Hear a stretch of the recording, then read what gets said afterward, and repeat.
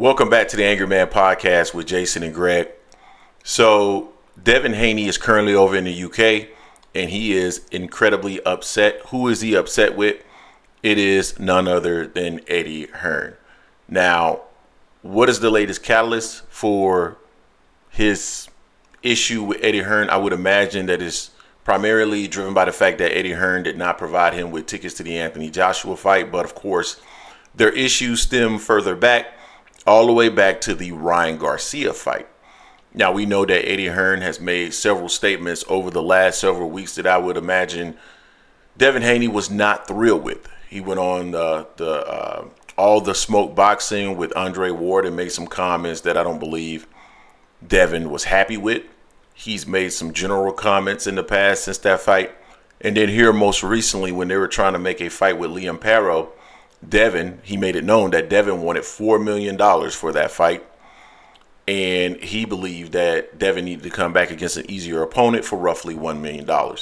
Now, Eddie Hearn is not new to putting out information that really doesn't need to be consumed by the general public. So I could imagine that those are the things that currently have Devin Haney a bit perplexed and angry, upset, if you will. So I want to go over some of these comments from Devin, and then I want to react to these comments because, quite frankly, I don't understand why someone like Devin would even make a comment like this.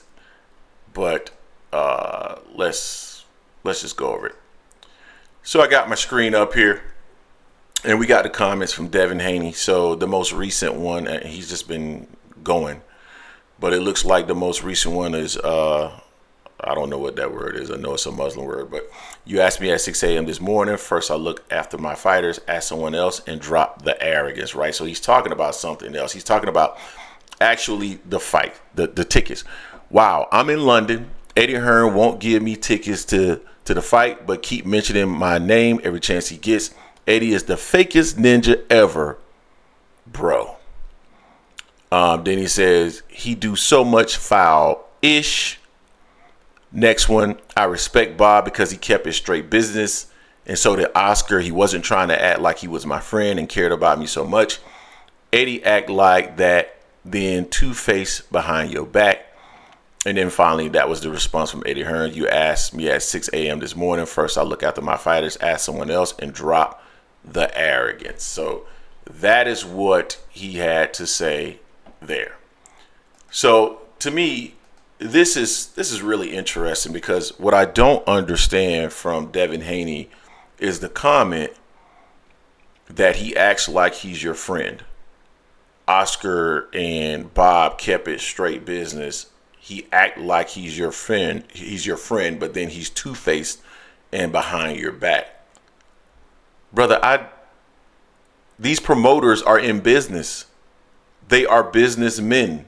They are investors, theoretically, technically, in the sport of boxing. They're not your friend. They've never pretended to be your friend. Eddie Hearn is not your friend. I'm quite sure he's never pretended to be your friend.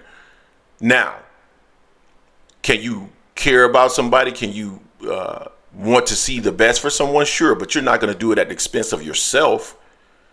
That's what you do for friends. And he is a business associate that wants to see you do well. It's possible that he wants to see you do well, but not at the expense of his organization.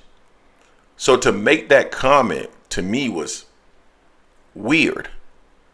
Like, I don't understand that comment whatsoever. And it tells me that I think he probably needs to get representation. And the only reason I say that is because clearly he's thinking about this incorrectly. And when you have someone who is representation that you are paying to have your best interests in mind, they are also not your friend. You are paying them. But they can go into these negotiations and they are going to go in there with a clear mind in terms of what is best for you. And they are not going to confuse emotions and how they feel about things in regards to making a deal. And that's the reason why you have like real estate agents. They go in there and they do the negotiation because you as a home owner or a home buyer may feel a bit of emotions with that transaction, right? He needs to do the same thing. And if I remember correctly, he mentioned something to the effect of he and his father negotiated the contract for the Ryan Garcia fight, and that turned out to be somewhat disastrous. I did a video earlier today. I personally think, regardless of some of those outlying circumstances, that some of that stuff was going to happen no matter what. I think in a rematch, I think you're going to see the same fight. Unless Ryan comes into the ring even more out of shape, and that's possible too. But he needs some representation. Like, I get what he's doing. I commend what he's doing in terms of keeping himself a free agent and allow him to, flex back and forth between Matchroom and Top Rank and Golden Boy to make the best fights. I commend that.